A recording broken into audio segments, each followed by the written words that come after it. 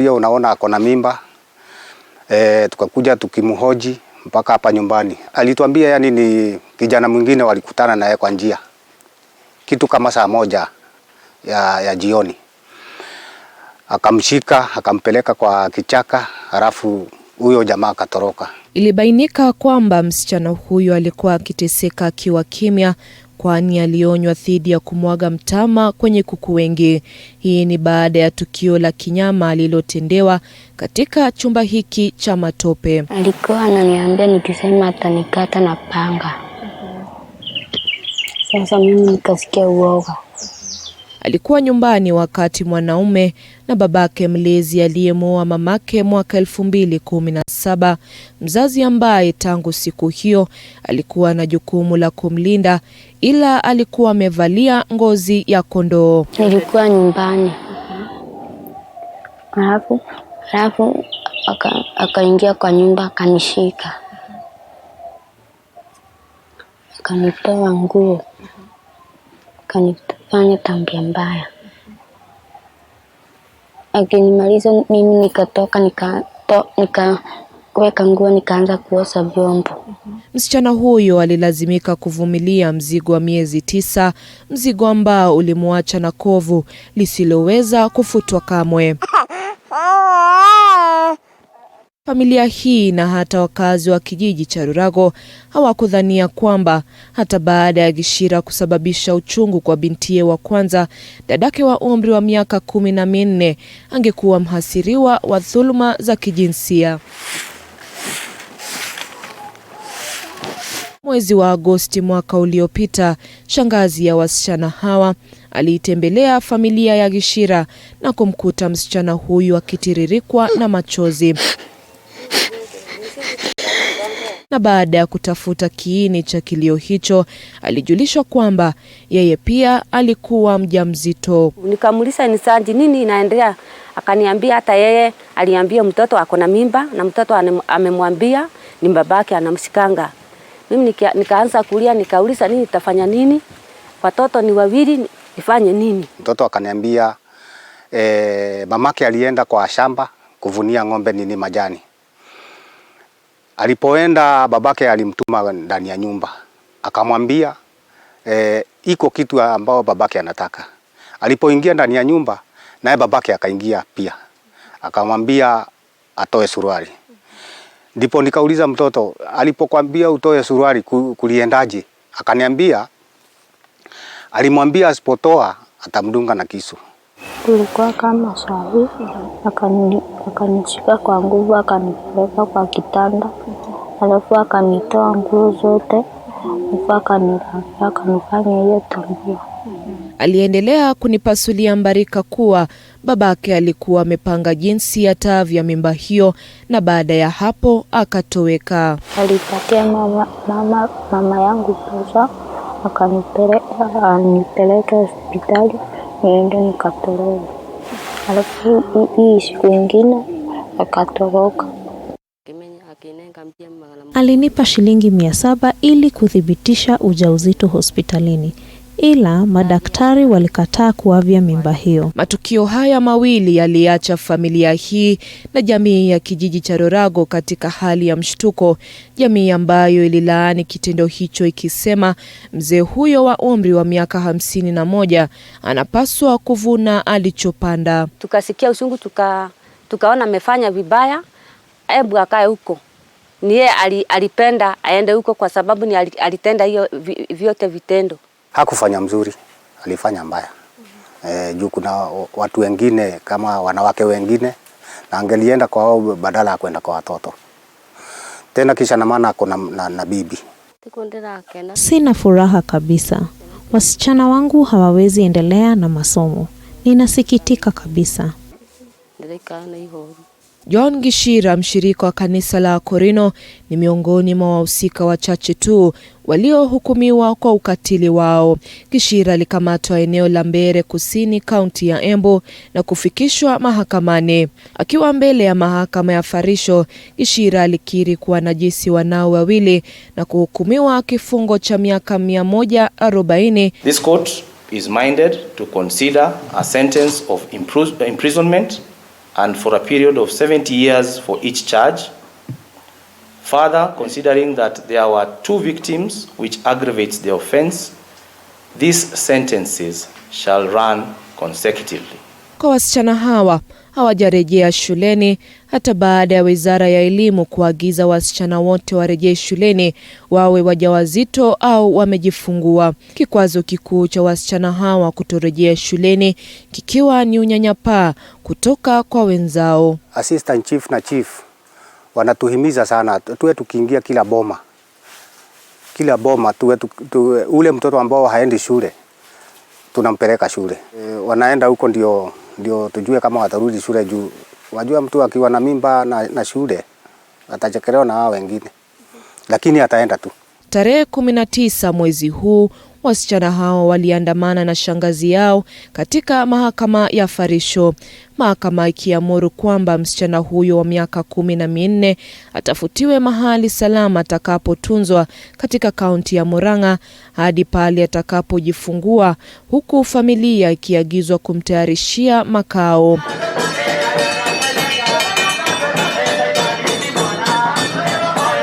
Kanisa la Holy Spirit of Zion katika kijiji hicho na lililozinduliwa mwaka 2004 na ambalo Gishira alikuwa mshirika, lilitaja kitendo hicho kuwa cha ukiritimba, na iwapo tukio la kwanza lingeripotiwa kwa wakati ufaao, labda lingechukua hatua ili kuzuia tukio la pili kutendeka. Tukiwa kama kanisa sasa tukashindwa sasa, kama wangesema ya kwanza tungechukua jukumu tuwe tunasaidia huyu mwingine.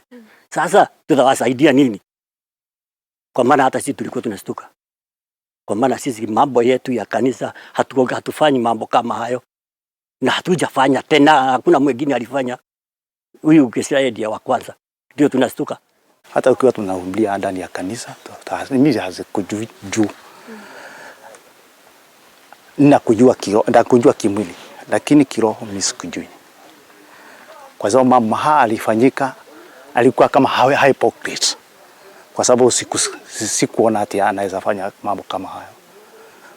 Na hivyo hata sisi tulistuka. Hata mimi nilistuka.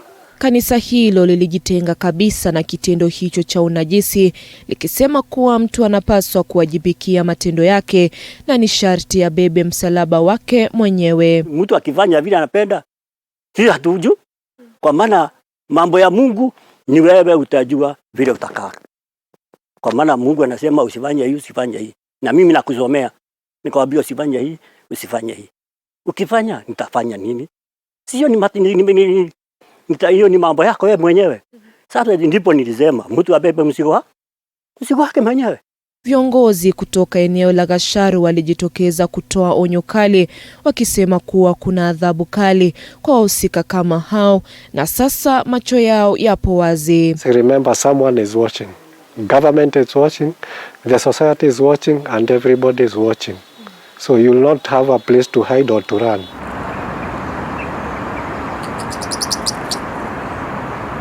Jijini Nairobi, dhuluma za kijinsia bado zinaendelea kushuhudiwa, watoto kwa wazee.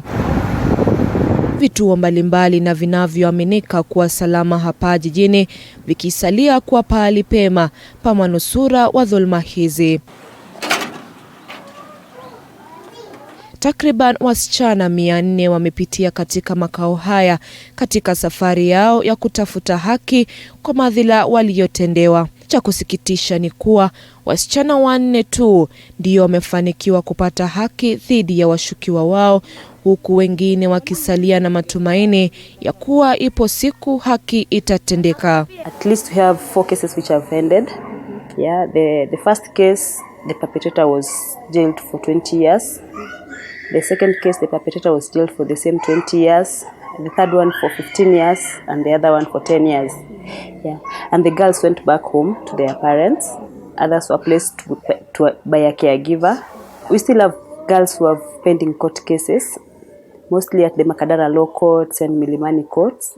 So we are waiting for justice. Fiona Kea amefanya kazi katika makao haya kwa miaka 8 na ameshuhudia wasichana wakiletwa huku kutoka vitengo mbalimbali, kutoka mahakamani kwa minajili ya ulinzi na hata idara ya upelelezi wa jinai DCI. Muda ambao wasichana hao watachukua katika makao haya utegemea muda ambao kesi zao zitachukua mahakamani kabla ya uamuzi kutolewa. It might be 2 weeks, it might be 2 months, it might be 2 years. It depends with the court, with the proceedings of the court. Yeah, and it depends with the officer who is in charge of the case. If the evidence is found to be very heavy to be taken to court, the girl stays. If there is lack of evidence, then the case ends. Yeah, and the girl is taken back home. Kati ya wasichana waliobaki katika makao haya wakisubiri haki yao baada ya kudhulumiwa ni msichana huyu wa miaka 15. Kwa sasa na ujauzito wa miezi 9, ishara ya kwamba yupo karibu kujifungua. Na ili mshukiwa dhuluma hii kujulikana, uchunguzi wa kupima chembechembe za msimbojeni, yani DNA, utafanyika. Haya yote alianza alipofunga safari kuelekea Nairobi mnamo Januari mwaka uliopita, akitarajia shangazi yake kumtafutia kazi ya ususi jijini. Ila baada ya kuishi naye kwa miezi 5, shangazi huyo alimgeuka na kumwamuru kuondoka, asijue atakakokwenda ama atakachofanya. Ilibidi atii amri na kuishi barabarani kwa wiki moja, ambapo alikutana na mwanaume mmoja aliyejitolea kumpeleka nyumbani kwake kabla ya kupata makao kupitia shirika la Heart Kenya. Na mwezi mmoja baadaye, mzee huyo alimgeuka na kumwacha msichana huyu katika njia panda. Alikuwa anataka tulalane naye. Nikamwambia ako na bibi na watoto, sifai kulala na wanaume wakubwa. Sasa siku moja akaniambia kama sitaki kulala naye nitoke kwa nyumba yake. Alichokifanya ni kukubali, kwani hakuwa na lingine la kufanya. Bibi yake aliamka, wako na duka. Bibi yake aliamka kaenda kwa duka, mimi nikamka kupika chai. Sasa nikamka kupika chai, nikapata ashatoa manguo na mimi ndio naamka. Watoto walikuwa wamelala. Akaniambia nisiite mtu wala nisipige kelele. Akanilazimisha tu. Akishanifanya akaniambia mtu yote sijue. Msichana huyu sasa anamlaumu shangazi yake kwa kuwa chanzo cha mateso aliyoyapitia, mateso ambayo yalimkosesha amani na yaliyobadili mkondo wa maisha yake. Nalaumu aunti yangu. Alinitoa ushago. Ushago niko sawa lakini alinitoa tukastaki. Nilikata sikuji, lakini aliniambia atanipeleka saluni. Sasa venye nilikuja akanifanyia maajabu. Sijairudi. Alikata kunipea fare.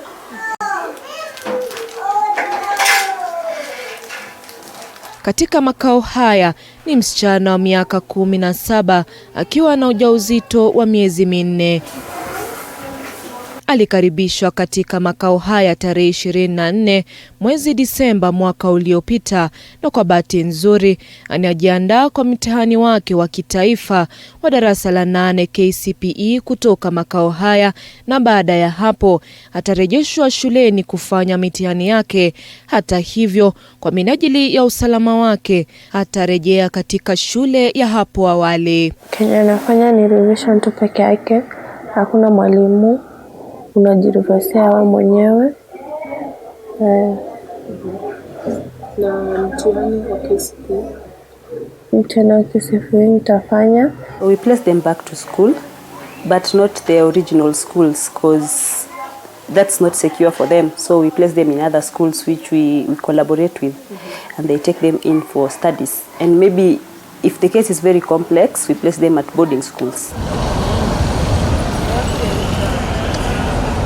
Mwezi wa Disemba mwaka uliopita,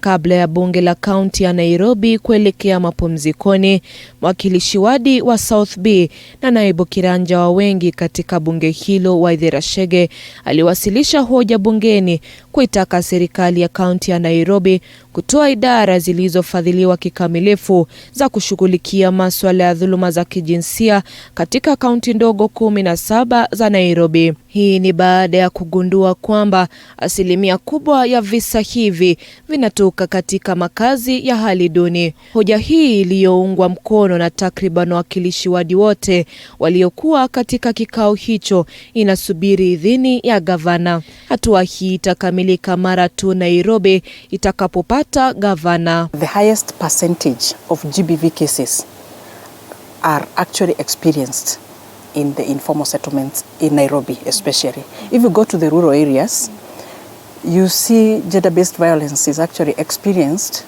by people who are not very well off. Most of them are living in poverty, below $1 a day, and therefore really this really touched me. Katika kaunti ambapo dhuluma hizi zimeathiri pakubwa wasichana na wanawake kati ya umri wa miaka 15 hadi 49, amini usiamini mtazamaji, hakuna makao salama yanayomilikiwa na serikali ya kaunti. Jamii ilipobaini kuwa serikali haitekelezi majukumu yake, iliunda makao ya kibinafsi na ya umma. Na pale ambapo idara hizi zinaendeshwa na wasio na utu wa kuwashughulikia manusura wa dhulma, basi kuna haja ya kuwa na maafisa walio na mafunzo ya kutekeleza majukumu hayo. The fact that there is not even one owned shelter by the government tells you a lot. So within the component of what we are calling the gender desk or the department, is that we are demanding, we are not requesting, we are demanding for fully trained officers. When we talk about trained officers, we say if a victim is a woman, let us have women who are fully trained officers within that desk, who will also understand these women and where they are coming from. That whether men or women, let them be trained to cater for these cases. Mapendekezo sasa yakiwa kwa serikali kuu kuunda makundi ya dharura yatakayosaidia kurahisisha shughuli za kuwatafuta washukiwa dhulma hizi, kwani wengi wa wahuni hao huwa miongoni mwa wanajamii. These victims, the culprits are still within the environment where they live. And it's the high time that one of the things that we are asking is a multi-agency team that will start dealing with these cases from the community level. Let us involve the chief, let us have the police officers, let us have the CBOs, let us have the MCAs, the MPs, because these culprits are there and they are living with us. And you can look at the data and you see the highest number are family members who are raping, sodomizing, manipulating, threatening these victims. And these survivors, by the way, most of them have nowhere to go.